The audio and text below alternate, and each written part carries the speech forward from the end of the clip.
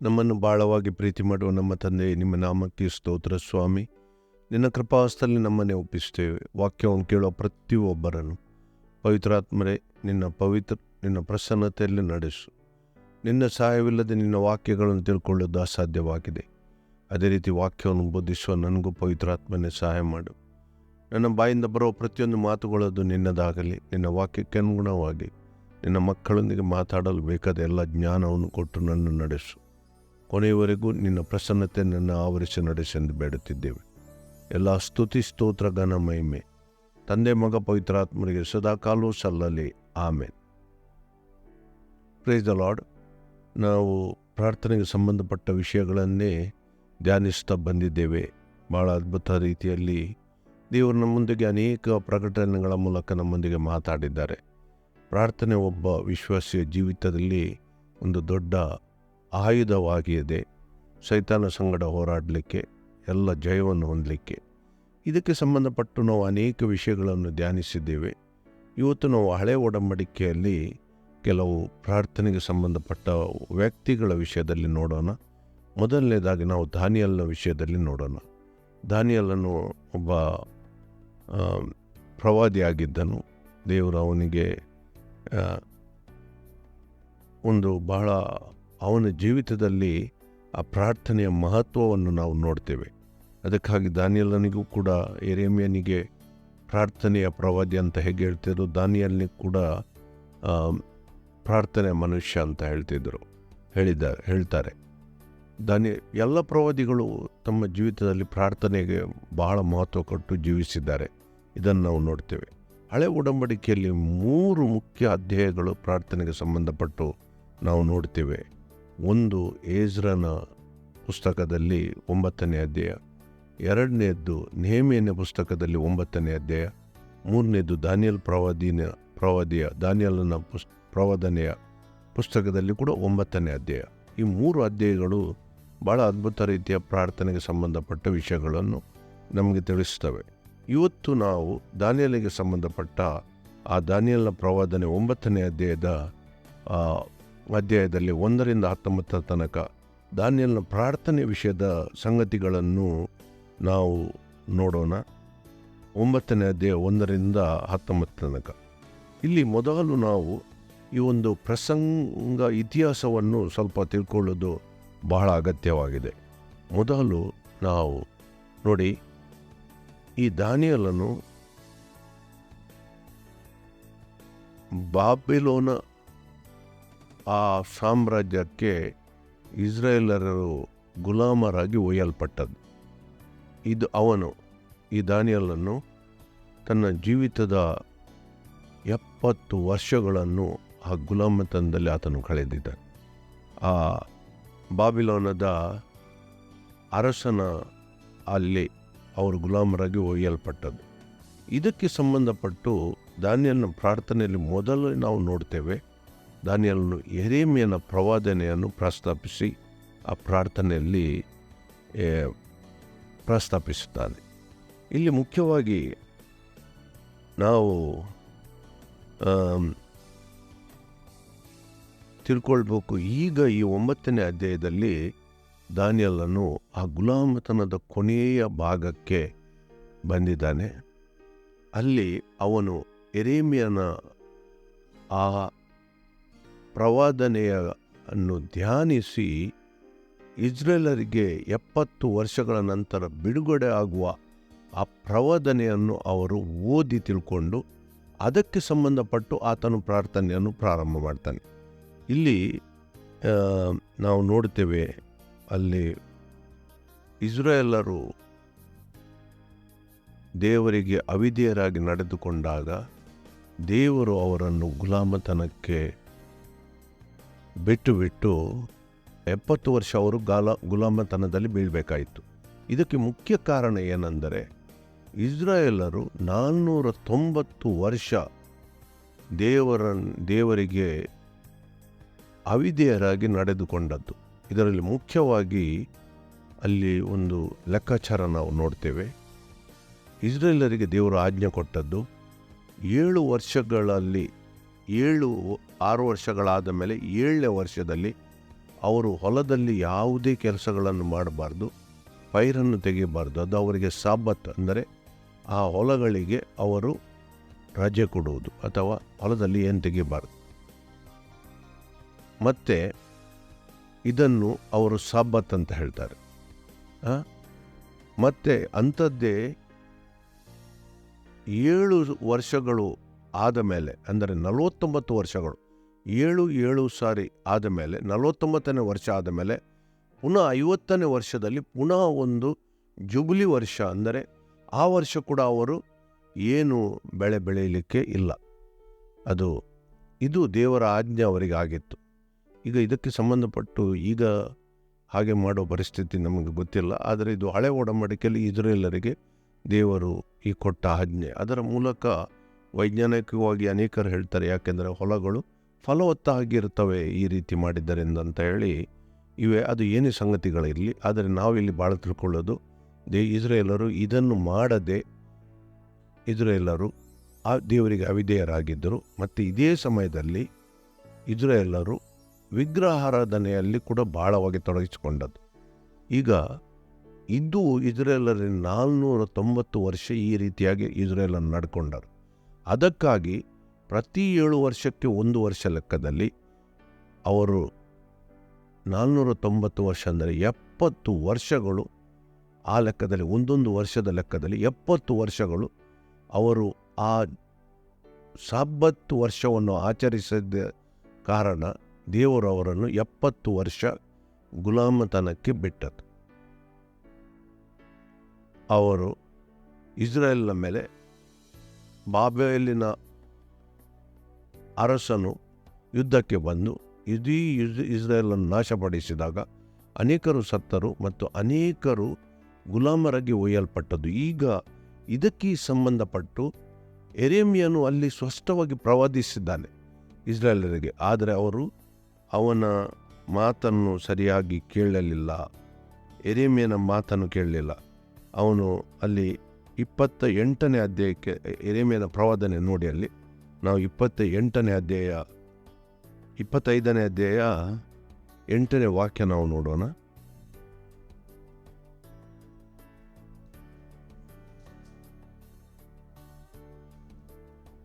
ಹೀಗಿರಲು ಸೇನಾಧೀಶ್ವರನಾದ ಯೆಹೋವನ ಈ ನುಡಿಯನ್ನು ಕೇಳಿರಿ. ನೀವು ನನ್ನ ಮಾತುಗಳನ್ನು ಕೇಳದ ಕಾರಣ ಇಗೋ, ನಾನು ಬಡಗನ ಜನಾಂಗಗಳನ್ನೆಲ್ಲ ಕರೆಯಿಸಿ ಬಾಬೆಲಿನ ಅರಸನು ನನ್ನ ಸೇವಕನೂ ಆದ ನೆಬೂಕದ್ನೆಚ್ಚರನನ್ನು ಬರಮಾಡಿ ನಿಮ್ಮೆಲ್ಲರನ್ನು ಈ ದೇಶದ ಮೇಲೂ ಇದರ ನಿವಾಸಿಗಳ ಮೇಲೂ ಸುತ್ತಲಿನ ಸಕಲ ಜನಾಂಗಗಳ ಮೇಲೂ ಬೀಳಿಸಿ ಅವುಗಳನ್ನು ತುಂಬ ಹಾಳುಗೈದು ಬೆರಗಿನ ಸಿಳ್ಳೆಗೆ ಗುರಿಪಡಿಸಿ ನಿತ್ಯ ನಾಶಕ್ಕೆ ಈಡು ಮಾಡುವೆನು. ಇದಲ್ಲದೆ ನಾನು ಅವುಗಳನ್ನು ಹರ್ಷ ಸಂಭ್ರಮಗಳ ಧ್ವನಿಯನ್ನು, ವಧೂವರರ ಸ್ವರವನ್ನು, ಬೀಸುವ ಕಲ್ಲಿನ ಸದ್ದನ್ನು, ದೀಪದ ಬೆಳಕನ್ನು ನಿಲ್ಲಿಸಿಬಿಡುವೆನು. ಈ ದೇಶವೆಲ್ಲ ಹಾಳಾಗಿ ಬೆರಗಿದೆ ಈಡಾಗುವುದು ಮತ್ತು ಈ ಜನಾಂಗಗಳು 70 ವರ್ಷ ಬಾಬೆಲಿನ ಅರಸನ ಅಡಿಯಾಳಾಗಿ ಬಿದ್ದಿರುವವು. 70 ವರ್ಷ ತರುವಾಯ ನಾನು ಬಾಬೆಲಿನ ನೋಡಿ. ಇಲ್ಲಿ ಯೆರೆಮೀಯನು ಇಸ್ರಾಯೇಲರಿಗೆ ಪ್ರವಾದಿಸಿದ್ದಾನೆ, ನೀವು ನಿಮ್ಮ ತಪ್ಪು ಕಾರ್ಯಗಳನ್ನು ಬಿಟ್ಟು ದೇವರಿಗೆ ಅವಿಧೇಯರಾಗುವುದನ್ನು ಬಿಟ್ಟಿದ್ದರೆ ದೇವರು ನಿಮ್ಮನ್ನು ಕ್ಷಮಿಸ್ತಾರಂತ ಹೇಳಿದ್ದು. ಆದರೆ ಅಲ್ಲಿ ನೋಡಿ, ಯೆರೆಮೀಯನ ವಿಷಯದಲ್ಲಿ ಅಲ್ಲಿ ನಾವು ಅನೇಕ ವಿಷಯಗಳನ್ನು ನೋಡ್ತೇವೆ. ನಾವು 29ನೇ ಅಧ್ಯಾಯಕ್ಕೆ ಬಂದಾಗ ಪುನಃ ನಮಗೆ ಅಲ್ಲಿ ನೋಡಿ, ಯೆರೆಮೀಯನು ಬಾಬೆಲಲ್ಲಿ ಸೆರೆಯಾಗಿ ಇದ್ದದ್ದು. ಅವನನ್ನೇ ಅವರು ಏನು ಮಾಡ್ತಾರೆ, ಸುಳ್ಳು ಪ್ರವಾದಿಗಳ ಮಾತನ್ನು ಕೇಳಿ ಯೆರೆಮೀಯನನ್ನು ಸೆರೆಯಲ್ಲಿ ಹಾಕ್ತಾರೆ. ಅವರು ಅವನ ಮಾತನ್ನು ಕೇಳೋದಿಲ್ಲ. ಇಲ್ಲ, ಇಸ್ರಾಯೇಲ್ ಗುಲಾಮತನಕ್ಕೆ ಒಯ್ಯಲ್ಪಡೋದಿಲ್ಲ ಅಂತ ಹೇಳಿ, ಯಾರು ಕೂಡ ನಾಶ ಆಗೋದಿಲ್ಲ ಅಂತ ಹೇಳಿ ಅಲ್ಲಿ ಅದು ಎಲ್ಲ ಸಂಗತಿಗಳು ಅಲ್ಲಿ ಯೆರೆಮೀಯನ ಪ್ರವಾದನೆಯಲ್ಲಿ ಬರೆಯಲ್ಪಟ್ಟಿವೆ. ಇದನ್ನು ನಾವು ನೋಡ್ತೇವೆ. ಈಗ ಅಲ್ಲಿ ಪ್ರವಾದನೆ ಮಾಡುವಾಗ ಯೆರೆಮೀಯನು ಸ್ಪಷ್ಟವಾಗಿ ಹೇಳಿದ್ದನು, ನೀವು ಬಾಬೆಲ್ ದೇಶಕ್ಕೆ ಒಯ್ಯಲ್ಪಟ್ಟಾಗ ದೇವರು ನಿಮ್ಮನ್ನು ಕಾಪಾಡ್ತಾರೆ, ನೀವು ಅಲ್ಲಿ ಗುಲಾಮರಾಗಿದ್ದರೂ ಕೂಡ. ಈಗ ಇದರಲ್ಲಿ ದಾನಿಯೇಲನು ಒಬ್ಬನು. ದಾನಿಯೇಲನು ಸಣ್ಣ ಹುಡುಗ, ಒಂದು ವಯಸ್ಸನ್ನು ದಾನಿಯೇಲನಿಗೆ ಈ ದಾನಿಯೇಲನ ಪ್ರವಾದನೆ 9ನೇ ಅಧ್ಯಾಯದಲ್ಲಿ ಈ ಪ್ರಾರ್ಥನೆ ಮಾಡುವಾಗ ಅನೇಕರು 90 ವರ್ಷ ಪ್ರಾಯ ಆಗಿತ್ತಂತ ಹೇಳ್ತಾರೆ, ಕೆಲವರು 80. ಏನೇ ಇರಲಿ, ಆದರೆ ದಾನಿಯೇಲನು ತನ್ನ ಇಡೀ ಯೌವನದ 70 ವರ್ಷಗಳನ್ನು ಗುಲಾಮತನದಲ್ಲಿ ಆತನು ಕಳೆದಿದ್ದ. ನೋಡಿ, ನಾವು ಎಲ್ಲ ಪ್ರವಾದಿಗಳ ಮತ್ತು ಹಳೆ ಒಡಂಬಡಿಕೆಯ ಅಭಿಷಿಕ್ತರ ವಿಷಯದಲ್ಲಿ ನೋಡುವಾಗ ಅನೇಕರ ವಿಷಯದಲ್ಲಿ ಅವರು ಮಾಡಿದ ತಪ್ಪುಗಳು ಮತ್ತು ಅವರ ಪಾಪಗಳು ನಾವು ನೋಡ್ತೇವೆ. ದಾವೀದನ ವಿಷಯದಲ್ಲಿ ಇದೆಲ್ಲ ನೋಡ್ತೇವೆ. ಆದರೆ ಇಲ್ಲಿ ಕೆಲವು ಪ್ರವಾದಿಗಳ ವಿಷಯದಲ್ಲಿ ತಪ್ಪು ಮತ್ತು ಅವರ ಪಾಪದ ವಿಷಯದಲ್ಲಿ ಏನು ಬರೆಯಲ್ಪಟ್ಟಿಲ್ಲ.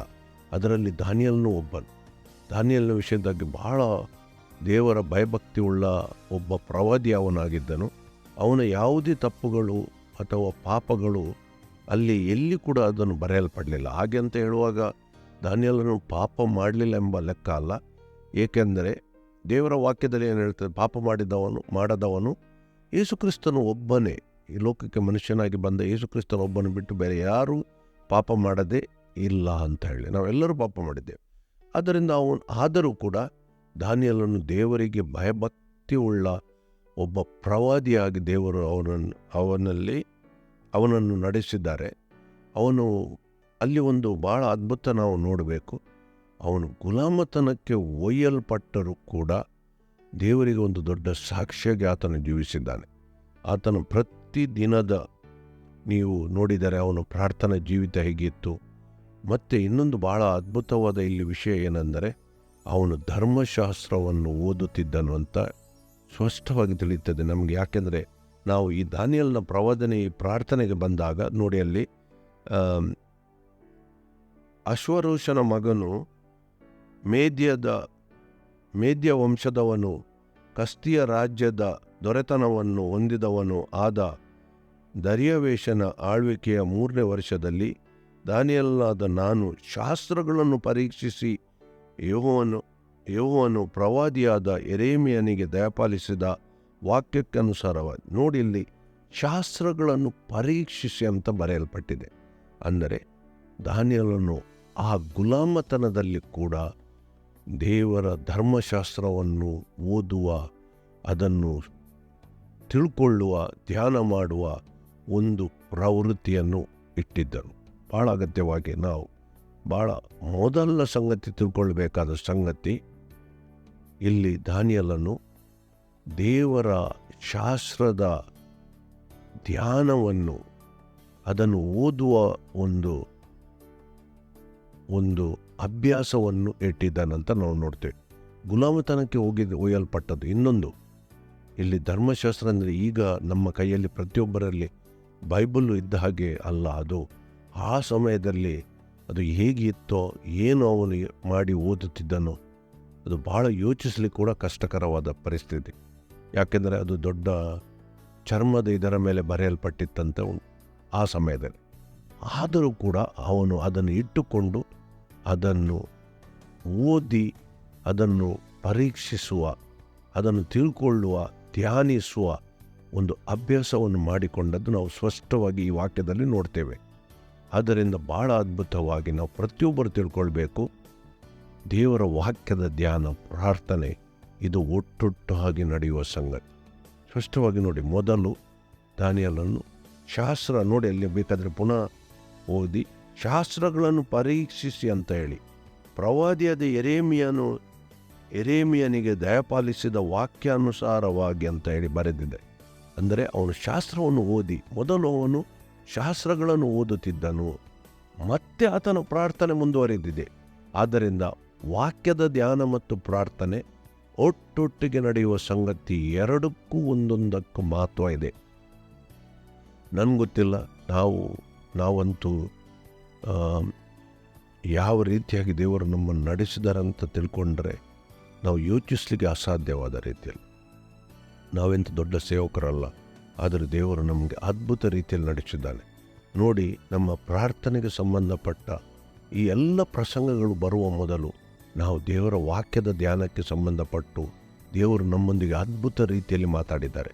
ಇದಕ್ಕೆ ಸಂಬಂಧಪಟ್ಟು ಅನೇಕ ಪ್ರಸಂಗಗಳ ಮೂಲಕ ದೇವರು ನಮಗೆ ಪ್ರಕಟಣೆಗಳನ್ನು ಕೊಟ್ಟಿದ್ದಾರೆ. ಮೊದಲು ದೇವರು ಕೊಟ್ಟದ್ದು ನಮಗೆ ವಾಕ್ಯದ ಧ್ಯಾನದ ವಿಷಯದಲ್ಲಿ. ಇದಕ್ಕೆ ಯಾವ ಆಶೀರ್ವಾದ ಬರ್ತದೆ, ನಾವು ವಾಕ್ಯಗಳನ್ನು ಧ್ಯಾನಿಸುವುದರಿಂದ ಏನೆಲ್ಲ ಆಗ್ತದೆ, ಇದನ್ನೆಲ್ಲ ನಾವು ತಿಳ್ಕೊಂಡು ವಾಕ್ಯದ ಧ್ಯಾನದ ವಿಷಯದಲ್ಲಿ ಮೊದಲು ದೇವರು ನಮ್ಮೊಂದಿಗೆ ಮಾತಾಡಿದ್ದಾರೆ. ನಂತರ ಈಗ ದೇವರು ನಮಗೆ ಪ್ರಾರ್ಥನೆ ವಿಷಯದಲ್ಲಿ ಮಾತಾಡ್ತಾ ಇದ್ದಾರೆ. ನೋಡಿ, ಎಂಥ ಒಂದು ದೇವರ ವಾಕ್ಯದಲ್ಲಿ ತಾಳೆ ಬೀಳುವ ಸಂಗತಿಗಳಲ್ಲಿ ದೇವರು ನಮ್ಮನ್ನು ನಡೆಸ್ತಾ ಇದ್ದಾರೆ. ನೋಡಿ, ಎಷ್ಟು ಪ್ರೀತಿ ದೇವರು ನಮ್ಮ ಸಭೆಯ ಮೇಲೆ ಇಟ್ಟಿದ್ದಾರೆ. ಸ್ವಲ್ಪ ಜನ ನಾವು ಆಗಿರ್ಬೋದು, ಆದರೆ ದೇವರು ನಮ್ಮ ಮೇಲೆ ಒಂದು ದೊಡ್ಡ ಪ್ರೀತಿಯನ್ನಿಟ್ಟು ತನ್ನ ಜನರಾಗಿ ನಮ್ಮನ್ನು ಆರಿಸಿಕೊಂಡು ನಡೆಸುವ ದೇವರಾಗಿದ್ದಾರೆ. ಆದ್ದರಿಂದ ಬಹಳ ಎಚ್ಚರಿಕೆಯಿಂದ ನಾವು ಈ ಸಂಗತಿಗಳನ್ನು ತಿಳ್ಕೊಳ್ಳೋದು ಬಹಳ ಅಗತ್ಯ. ದೇವರ ವಾಕ್ಯದ ಧ್ಯಾನ ಮತ್ತು ಪ್ರಾರ್ಥನೆ ಎರಡು ಸಂಗತಿಗಳು ಪ್ರತಿಯೊಬ್ಬ ವಿಶ್ವಾಸಿಗೆ ಬಹಳ ಅಗತ್ಯವಾಗಿ, ಅದು ನಾವು ಇವತ್ತಿನ ಪ್ರಸಂಗದಲ್ಲೇ ತಿಳ್ಕೊಳ್ಬೇಕಾದ ಸಂಗತಿ. ದಾನಿಯೇಲನ ಜೀವಿತದಿಂದ ನಾವು ತಿಳ್ಕೊಳ್ಬೇಕು, ಅವನು ದೇವರ ಅಂತಹ ಒಂದು ಗುಲಾಮತನದ ಪರಿಸ್ಥಿತಿಯಲ್ಲಿ ಕೂಡ ಆತನು ದೇವರ ವಾಕ್ಯದ ಧ್ಯಾನವನ್ನು ಎಂದಿಗೂ ಬಿಟ್ಟಿರಲಿಲ್ಲ. ಅದನ್ನು ಅವನು ಓದ್ತಿದ್ದನು. ಅದಕ್ಕಾಗಿಯೇ ನಾವು ಹೊಸ ಒಡಂಬಡಿಕೆಗೆ ಬಂದಾಗ ಪೌಲನು ಕೊಲೊಸ್ಸೆ ಸಭೆಯ ವಿಷಯದಲ್ಲಿ ಕೂಡ ಹೇಳುವಾಗ ಇದನ್ನು ನಾವು ಧ್ಯಾನಿಸಿದ್ದೇವೆ. ಪೌಲನು ಕೊಲೊಸ್ಸೆ ಸಭೆಗೆ ಏನು ಹೇಳ್ತಾನೆ, ನಿನ್ನ ಜ್ಞಾನದಿಂದ ಅವರನ್ನು ತುಂಬಿ ನಡೆಸು ಅಂತ ಹೇಳಿ, ನಿನ್ನ ಪರಿಶುದ್ಧತೆಯ ಮಾರ್ಗದಲ್ಲಿ ನಡೆಸಂತ ಹೇಳಿ ಪ್ರಾರ್ಥನೆ ಮಾಡಲಿಲ್ಲ, ನಿನ್ನ ಜ್ಞಾನದಿಂದ ಅವರನ್ನು. ಯಾಕೆ? ದೇವರ ವಾಕ್ಯದ ಜ್ಞಾನ ನಮಗೆ ಬಂದಾಗ ನಾವು ಯಾವ ರೀತಿ ನಡ್ಕೊಳ್ಬೇಕೆಂಬ ಸಂಗತಿ ನಮಗೆ ಮನವರಿಕೆ ಆಗ್ತದೆ. ಮತ್ತು ಒಂದು ಸ್ಪಷ್ಟವಾಗಿ ನಾವು ತಿಳ್ಕೊಳ್ಬೇಕು, ನಾವು ದೇವರ ವಾಕ್ಯವನ್ನು ಎಷ್ಟು ಧ್ಯಾನಿಸ್ತೇವೋ ಅಷ್ಟು ನಮ್ಮ ನಂಬಿಕೆ ಬಲವಾಗಿ, ನಮ್ಮ ನಂಬಿಕೆ ದೇವರ ಮೇಲೆ ಇರುವ ನಂಬಿಕೆ ಬಲವಾಗಿ ನಮ್ಮಲ್ಲಿ ಗಟ್ಟಿಯಾಗಿ ಬೇರೂರುತ್ತದೆ. ಇದು ಬಹಳ ಅಗತ್ಯವಾಗಿ ತಿಳ್ಕೊಳ್ಬೇಕು. ಯಾಕೆಂದರೆ ದೇವರ ವಾಕ್ಯ ಏನು ಹೇಳ್ತದೆ, ದೇವರ ವಾಕ್ಯವನ್ನು ಓದಿದ್ದರಿಂದ ನಂಬಿಕೆ ಉಂಟಾಗ್ತದೆ, ದೇವರ ವಾಕ್ಯವನ್ನು ಕೇಳುವುದರಿಂದ ನಂಬಿಕೆ ಉಂಟಾಗ್ತದೆ. ಇದನ್ನು ನಾವು ರೋಮಪುರದವರಿಗೆ ಬರೆದ ಪತ್ರಿಕೆಯಲ್ಲಿ ನೋಡಿದ್ದೇವೆ. ಅದಕ್ಕಾಗಿ ದೇವರ ವಾಕ್ಯಗಳನ್ನು ಧ್ಯಾನ ಮಾಡುವಾಗ ನಮ್ಮ ನಂಬಿಕೆ ದೇವರಲ್ಲಿ ಬಲವಾಗಿರ್ತದೆ. ಯಾವಾಗ ನಾವು ನಂಬಿಕೆಯಿಂದ ಪ್ರಾರ್ಥನೆ ಮಾಡ್ತೇವೋ ಆ ಪ್ರಾರ್ಥನೆಯನ್ನು ದೇವರು ಕೇಳ್ತಾರೆ. ನಂಬಿಕೆ ಇಲ್ಲದ ಪ್ರಾರ್ಥನೆ ದೇವರು, ಅದು ಯಾಕೋಬನ ಪತ್ರಿಕೆಯಲ್ಲಿ ನಾವು ನೋಡಿದ್ದೇವೆ, ಅದು ವ್ಯರ್ಥ. ನಂಬಿಕೆ ಇಲ್ಲದ ಪ್ರಾರ್ಥನೆ ವ್ಯರ್ಥ ಅಂತ ಹೇಳಿ ನಾವು ನೋಡಿದ್ದೇವೆ. ಈಗ ಧ್ಯಾನದ ಮೂಲಕ ನಮಗೆ ನಂಬಿಕೆ ಬರ್ತದೆ. ಅದನ್ನೇ ಪೌಲನು ಕೂಡ ಈ ದಾನಿಯೇಲನು ಅಲ್ಲಿ ನೋಡಿದ್ದಾನೆ, ಅಲ್ಲಿ ಮಾಡ್ತಿದ್ದನು ಅವನು ತನ್ನ ಜೀವಿತದಲ್ಲಿ. ಈಗ ದಾನಿಯೇಲನನ್ನು ಪ್ರಾರ್ಥನೆಯಾಗಿ ನಾವು ಬರುವಾಗ ನೋಡಿ, ಅಲ್ಲಿ ಮುಂದುವರಿದು ನಾವು ನೋಡೋಣ. ದಾನಿಯೇಲನು, ನಾನು ಶಾಸ್ತ್ರಗಳನ್ನು ಪರೀಕ್ಷಿಸಿ ಯೆಹೋವನು ಪ್ರವಾದಿಯಾದ ಯೆರೆಮೀಯನಿಗೆ ದಯಪಾಲಿಸಿದ ವಾಕ್ಯಾನುಸಾರವಾಗಿ ಯೆರೂಸಲೇಮು ಹಾಳು ಬಿದ್ದಿರಬೇಕಾದ ಪೂರ್ಣ ಕಾಲದ ವರ್ಷಗಳ ಸಂಖ್ಯೆ 70 ತಿಳಿದು ಉಪವಾಸವಿದ್ದು ಗೋಣಿತಟ್ಟು ಸುತ್ತಿಕೊಂಡು ಬೂದಿ ಬಳಿದುಕೊಂಡು ಕರ್ತನಾದ ದೇವರ ಕಡೆಗೆ ಮುಖವೆತ್ತಿ ಪ್ರಾರ್ಥನೆ ವಿಜ್ಞಾಪನೆಗಳಲ್ಲಿ ನಿರತನಾದೇನು ಅಂತ ಬರೆದಿದೆ. ನೋಡಿ, ಇವನೊಬ್ಬ ಪ್ರವಾದಿ. ಈಗ ಅವನು ತಾನು ಮಾಡುವ ಆ ಶಾಸ್ತ್ರಗಳ ಅಧ್ಯಯನದ ಮೇರೆಗೆ ಯೆರೆಮೀಯ ಪ್ರವಾದಿಗೆ ನೀಡಿದ ಆ ಪ್ರವಾದನೆಯ ಆಧಾರದಲ್ಲಿ ಅವನು ಲೆಕ್ಕ ಹಾಕಿದಾಗ ಆ 70 ವರ್ಷಗಳು ಮುಗಿಲಿಕ್ಕೆ ಹತ್ತಿರ ಬಂತು. ಇಂಥ ಪರಿಸ್ಥಿತಿಯಲ್ಲಿ ಕೂಡ ಈಗ ನಾವಾದರೆ ಏನು ಮಾಡ್ತೇವೆ, ದೇವರು ನಮಗೆ ಬಿಡುಗಡೆ ಕೊಡ್ತಾರೆ, ಎಲ್ಲ ಕೊಡ್ತಾರೆ ಅಂತ ವಾಗ್ದಾನ ಬಂದಾಗ ಆ ವಾಗ್ದಾನ ಇಟ್ಕೊಂಡು ಸುಮ್ಮನೆ ಇರ್ತೇವೆ. ದಾನಿಯೇಲನು ಹಾಗೆ ಮಾಡಲಿಲ್ಲ. ಅವನಿಗೆ ಸ್ಪಷ್ಟವಾಗಿ ಗೊತ್ತಿತ್ತು ದೇವರು ಮಾಡಿದ ತನ್ನ ಪ್ರವಾದನೆಗಳನ್ನು ನೆರವೇರಿಸ್ತಾರಂತ. ಆದರೂ ಕೂಡ ಪ್ರಾರ್ಥನೆ ಅಷ್ಟು ಅಗತ್ಯ ಇತ್ತು. ಅದಕ್ಕಾಗಿ ಅವನು ಆ ಬಿಡುಗಡೆ ಆಗಬೇಕಂತ ಹೇಳಿ ಪ್ರಾರ್ಥನೆಯಲ್ಲಿ ತೊಡಗಿಸ್ತಾನೆ. ಇದು ಬಹಳ ಅಗತ್ಯವಾಗಿ. ನಾವು ಅನೇಕ ಬಾರಿ ಏನು ಯೋಚಿಸ್ತೇವೆ, ದೇವರ ಕಾರ್ಯಗಳು ದೇವರು ತನ್ನ ಸಮಯಕ್ಕೆ ಅನುಗುಣವಾಗಿ ಮಾಡ್ತಾನೆ, ನಾವು ಅದರಲ್ಲಿ ಪ್ರಾರ್ಥನೆ ಮಾಡೋ ಅಗತ್ಯ ಏನಿದೆ ಅಂತ ಹೇಳಿ. ಇಲ್ಲ, ನಾವು ಸ್ಪಷ್ಟವಾಗಿ ತಿಳ್ಕೊಳ್ಬೇಕು, ದೇವರು ತನ್ನ ಕಾರ್ಯಗಳನ್ನು ಮಾಡ್ತಾನೆ, ಆದರೆ ನಾವು ಮಾಡುವ ಕಾರ್ಯಗಳು ಕೂಡ ಇವೆ. ಏನು? ನಾವು ಪ್ರಾರ್ಥನೆ ಮಾಡೋದು. ನೋಡಿ, ನಮ್ಮ ದೇಶದಲ್ಲಿ, ನನಗೆ ಗೊತ್ತಿಲ್ಲ, ನಮ್ಮ ದೇಶದ ವಿಷಯದಲ್ಲಿ ಪ್ರಾರ್ಥನೆ ಮಾಡಲಿಕ್ಕೆ ದೇವರು ಒಂದು ದೊಡ್ಡ ಭಾರವನ್ನು ನಮ್ಮ ಮೇಲೆ ಇಟ್ಟಿದ್ದ. ನಾನು ಇದನ್ನು ಅನೇಕ ಪ್ರಸಂಗಗಳ ಮೂಲಕ ನಿಮಗೆಲ್ಲರಿಗೆ ಇದನ್ನು ತಿಳಿಸಿದ್ದೇನೆ. ಈಗ ದೇವರು ಕಾರ್ಯ ಮಾಡ್ತಾರೆ, ದೇವರು ಮಾಡ್ತಾರಂತ ನಾವು ಸುಮ್ಮನಿದ್ದರೆ ಆಗುವುದಿಲ್ಲ. ನಮ್ಮ ಕಾರ್ಯಗಳನ್ನು ನಾವು ಮಾಡಬೇಕು. ಈಗ ಈ ಎಲ್ಲ ಕಾರ್ಯಗಳನ್ನು ನಾವು ಪ್ರಾರ್ಥನೆಯಲ್ಲಿ ಬಲವಾದ ರೀತಿಯಲ್ಲಿ ದೇವರಲ್ಲಿ ಮೊರೆ ಇಟ್ಟಾಗ ದೇವರು ಕಾರ್ಯ ಮಾಡುವುದನ್ನು ನಾವು ನೋಡ್ತೇವೆ. ಇದಕ್ಕೆ ಅನುಗುಣವಾಗಿ ಅನೇಕ ಬದಲಾವಣೆಗಳನ್ನು ನಾವು ನೋಡ್ತೇವೆ. ಈಗ ಈ ಬದಲಾವಣೆಗಳ ಮೂಲಕ ನಮ್ಮ ನಂಬಿಕೆ ಹೆಚ್ಚಾಗಿ ನಮಗೆ ಪ್ರಾರ್ಥನೆಯಲ್ಲಿ ಇನ್ನೂ ಬಲ ಬರ್ತದೆ. ನಮ್ಮ ನಂಬಿಕೆ ಬಲವಾಗಿದ್ದು ಆಗ ದೇವರು ಕಾರ್ಯ ಮಾಡಲಿಕ್ಕೆ ಆಗ್ತದೆ. ಅದೇ ರೀತಿಯಾಗಿ ಇಲ್ಲಿ ದಾನಿಯೇಲನು ಕೂಡ ಆ 70 ವರ್ಷಗಳು ಹತ್ತಿರ ಬಂದವು, ಆ ಬಿಡುಗಡೆಯ ಸಮಯ ಹತ್ತಿರ ಬಂತಂತ ತಿಳಿದುಕೊಂಡು ಆತನು ಪ್ರಾರ್ಥನೆಯಲ್ಲಿ ಅಲ್ಲಿ ನಿರತನಾದನು. ಇನ್ನೊಂದು ಬಹಳ ವಿಷಯವಾಗಿ ನೋಡಿ, ದಾನಿಯೇಲನು ಅಂತಹ ಒಂದು ದೊಡ್ಡ ಪ್ರವಾದಿಯಾಗಿ ದೇವರ ದೃಷ್ಟಿಯಲ್ಲಿ ಅಷ್ಟು ಒಳ್ಳೆಯ ಪ್ರವಾದಿಯಾಗಿ ಇದ್ದರೂ ಕೂಡ ಅವನ ಜೀವಿತದಲ್ಲಿ ನೋಡಿ, ಅವನ ಇಡೀ ಯೌವನ ವಯಸ್ಸು ಅವನಿಗೆ ಗುಲಾಮತನದಲ್ಲಿ ಕಳೆಯಬೇಕಾಯಿತು. ಆದರೂ ಕೂಡ ದೇವರು ಎಷ್ಟು ವರ್ಷ, 70 ವರ್ಷ, ಒಂದೆರಡಲ್ಲ 70 ವರ್ಷ ಈ ಪ್ರವಾದಿ ತನ್ನ ಗುಲಾಮತನದಲ್ಲಿ ಕಳೆಯಬೇಕಾಗಿತ್ತು. ನಮಗೆ ಒಂದೆರಡು ವರ್ಷಗಳಲ್ಲಿ ಏನಾದರೂ ಕಷ್ಟಗಳು ಸಂಕಟ ಬಂದಾಗ ನಾವು ಗುಣಗುಟ್ಟಲಿಕ್ಕೆ ಪ್ರಯತ್ನ ಪಡ್ತೇವೆ, ನಾವು ಗುಣಗುಡ್ತೇವೆ. ಆದರೆ ಅವನು ಯಾವ ಗುಣಗುಟ್ಟು ಮಾಡಲಿಲ್ಲ. ದೇವರ ದೃಷ್ಟಿಯಲ್ಲಿ ಪರಿಶುದ್ಧನಾಗಿ ಜೀವಿಸಿದ ಒಬ್ಬ ಪ್ರವಾದಿ ಅವನು. ಆದರೂ ಕೂಡ ಇಲ್ಲಿ ಪ್ರಾರ್ಥನೆ ಮಾಡುವಾಗ ನೋಡಿ ಅವನ ಪ್ರಾರ್ಥನೆ ಹೇಗಿರ್ತದೆ ಅಂತ ಹೇಳಿ ಯಾವತ್ತವನು ಗುಣಗುಟ್ಟಲಿಲ್ಲ. ಆ ದಿನಗಳು ಹತ್ತಿರ ಬರ್ತಾವೆಂದು ಶಾಸ್ತ್ರದ ಧ್ಯಾನದಿಂದ ಅವನು ತನ್ನ ಮನಸ್ಸಿನಲ್ಲಿ ದೃಢಪಡಿಸಿಕೊಂಡನು. ಯಾಕೆ ಅಂದರೆ ಆ ಸಮಯ ಅವನಿಗೆ ಗೊತ್ತಾಯಿತು, ಇಲ್ಲ ಈಗ ಬಿಡುಗಡೆ ದೇವರು ಕೊಡುವ ಸಮಯ ಹತ್ತಿರ ಬಂದಿದೆ ಅಂತ ಹೇಳಿ. ಆಗ ಅವನ ಪ್ರಾರ್ಥನೆಗೆ ಒಂದು ಬಲವಾದ ನಂಬಿಕೆ ಬರಲಿಕ್ಕೆ ಸಾಧ್ಯ ಆಗ್ತದೆ.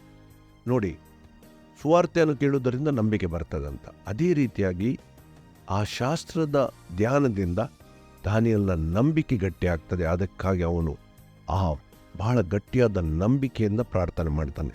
ಇನ್ನೊಂದು ವಿಷಯ, ಇಲ್ಲಿ ದಾನಿಯೇಲನು ಯಾವುದೇ ತಪ್ಪ ಅಪರಾಧಗಳು ನಾವು ಇಲ್ಲಿ ಕಾಣುವುದಿಲ್ಲ.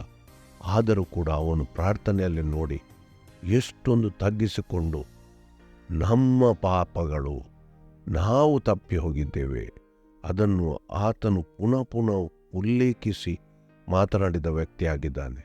ಬಹಳ ಅಗತ್ಯವಾಗಿ ನಾವು ತಿಳ್ಕೊಳ್ಬೇಕಾದ ಸಂಗತಿಗಳು, ನಾವು ಎಷ್ಟು ಕೂಡ ದೇವರ ದೃಷ್ಟಿಯಲ್ಲಿ ನಾವು ಒಳ್ಳೆಯವರಾಗಿ ನಮಗೆ ಅನಿಸ್ಬೋದು.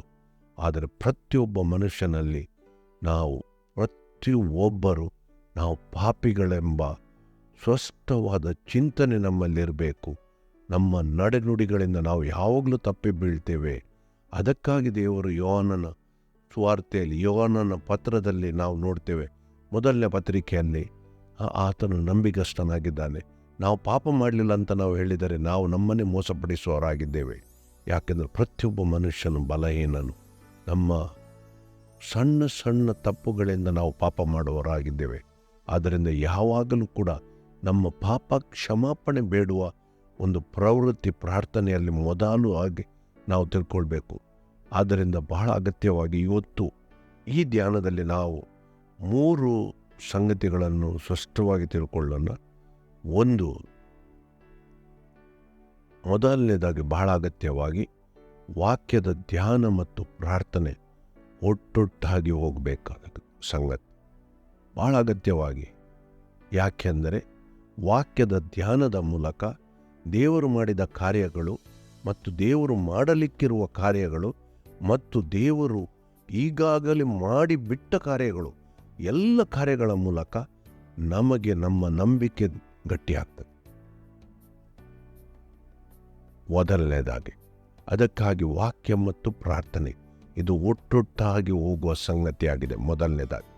ಎರಡನೇದಾಗಿ, ದೇವರು ಒಂದು ಕಾರ್ಯಗಳನ್ನು ಮಾಡುತ್ತಾರೆ, ದೇವರು ಒಂದು ಕಾರ್ಯವನ್ನು ಮಾಡ್ತಾರಂತ ಯಾವುದೇ ಸೇವಕರಿಂದಾಗಲಿ ಯಾರಿಂದಾಗಲಿ ಒಂದು ವಾಗ್ದಾನ ಬಂದಾಗ ದೇವರು ಆ ಕಾರ್ಯ ಮಾಡ್ತಾರೆ ಅಂತ ಹೇಳಿ ನಾವು ಸುಮ್ಮನಿರುವುದಲ್ಲ.